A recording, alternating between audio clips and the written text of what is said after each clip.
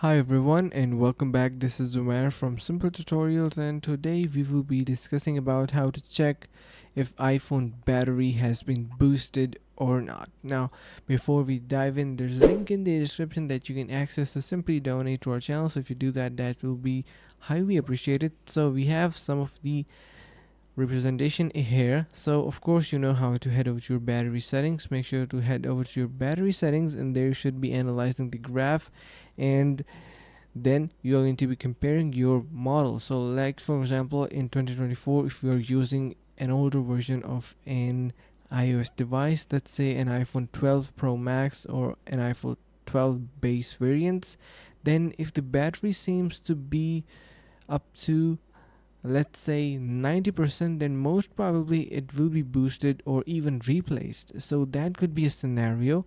And you can also analyze the battery levels. It should be something like this normally, and if they have a different pattern over the time that you're using your phone, maybe it is not reducing like this is, then there could be potential chances that it is boosted. So most of the older version of iPhones basically have this issue of boosted batteries. Now if you're using, let's say, a newer version, then the graph should be normal and display that battery is not boosted. Even if you are using an iPhone 14, let's say, the battery should be good to go because it is not that old enough, and the battery to be boosted should be older than, let's say, 3 to 4 years, or at least 3 years.